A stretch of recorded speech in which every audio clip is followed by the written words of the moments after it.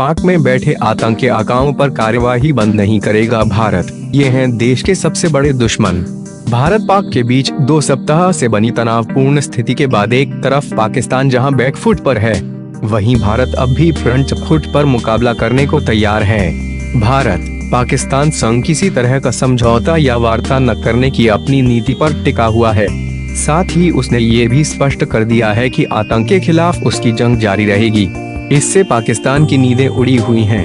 प्रधानमंत्री नरेंद्र मोदी ने गुरुवार को विज्ञान भवन में आयोजित कार्यक्रम में कहा है कि अभी पायलट प्रोजेक्ट पूरा हुआ है, अभी तो केवल रिहर्सल थी, अब असली प्रोजेक्ट होगा। उनके इस बयान को पाकिस्तानी सरजमीं पर चल रही आतंकी गतिविधियों को खत्म करने के लक्ष्य से जोड़कर देखा जा रहा है। माना जा रहा है कि प्रधानमंत्री का इशारा पाकिस्तानी से संचालित होने वाली आतंकी संगठनों पर आगे भी कार्यवाही जारी रखने का है।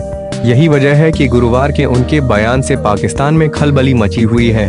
पाकिस्तान को समझ नहीं आ रहा है कि पहले जमीन से और अब हवा से सर्जिकल स्ट्राइक कर चुका भारत आगे पता नहीं कौन सा कदम उठाएगा। यही वजह है कि पाकिस्तानी प्रधानमंत्री इमरान खान लगातार शांति का राग आलाप रहे हैं। दूसरी तरफ उनकी सेनाएं जम्मू कश्मीर से लगी सीमाओं पर लगातार सीज फायर का उल्लंघन कर रही हैं। इसके अलावा जम्मू कश्मीर में आतंकी गतिविधियां भी लगातार जारी हैं। पुलवामा आतंकी हमले के बाद भी पिछले 2 सप्ताह में जम्मू कश्मीर में सुरक्षा बलों की आतंकियों से मुठभेड़ की कई घटनाएं हो चुकी हैं। शुक्रवार सुबह भी सुरक्षा बलों की आतंकियों से मुठभेड़ हुई है। पीएम नरेंद्र मोदी पहले भी आतंकवाद को लेकर अपने इरादे जाहिर कर चुके हैं। कुछ दिन पूर्व उन्होंने नई दिल्ली के ग्रेटर कैलाश में इस्कॉन मंदिर में दुनिया की सबसे बड़ी 800 किलो की भगवत गीता का विमोचन किया था। इस अवसर पर भी उन्होंने कुरुक्षेत्र में हुए महाभारत के अमर संदेश को दोहराते हुए कहा था कि इंसानियत के दुश्मनों से इस पृथ्वी की रक्षा करने के लिए प्रभु श्री कृष्ण की शक्ति हमारे साथ सदैव रहती है। दुष्ट आत्माओं और असुरों को हम यह संदेश पूरे यकीन के साथ देना चाहते हैं कि उनका संहार निश्चित है। प्रधानमंत्री नरेंद्र मोदी के बयानों से साफ है कि भारत आतंकवाद के खिलाफ अपनी कार्रवाई को आगे भी जारी रखेगा। भारत काफी समय से पाकिस्तान की सरजमीं पर चलने वाले आतंकी शिविरों को लेकर आरोप लगाता रहा है।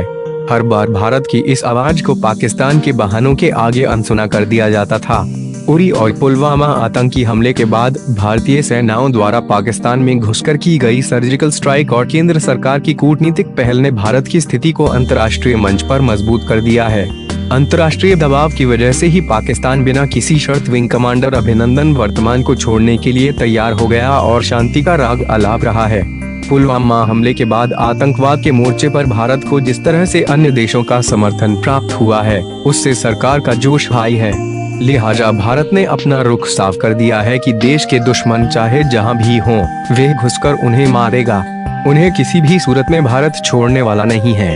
मालूम हो कि भारत के सबसे बड़े दुश्मन और मोस्ट वांटेड पाकिस्तान की पनाह में हैं। इनमें Jaish e Mohammed JeM chief Masood Azhar, Hizbul Mujahideen chief Syed Salahuddin, Lashkar e Taiba LeT chief Hafiz Saeed और अंडरवर्ल्ड डॉन व मुंबई आतंकी हमले का मास्टरमाइंड दाऊद इब्राहिम शामिल है। प्रधानमंत्री के बयान पायलट प्रोजेक्ट पूरा हुआ, अब असली होगा का मतलब निकाला जा रहा है कि सर्जिकल स्ट्राइक के बाद बारी अब पाकिस्तान में छिपे हुए देश के मोस्ट वांटेड पर कार्रवाई करने की है। अगर पाकिस्तान ने इनके खिलाफ ठोस कार्रवाई नहीं की तो भारत इन आतंकियों को पाकिस्तान में घुसकर मारने से पीछे नहीं हटेगा। कुछ दिन पहले वित्त मंत्री अरुण जेटली ने भी सार्वजनिक तौर पर कहा था कि जब अमेरिका एबटाबाद पाकिस्तान में घुसकर al Qaeda chief Osama bin Laden को मांच सकता है तो भारत अपने दुश्मनों के खिलाफ ऐसी कार्रवाई क्यों नहीं कर सकता, जबकि भारत ऐसा करने में सक्षम है।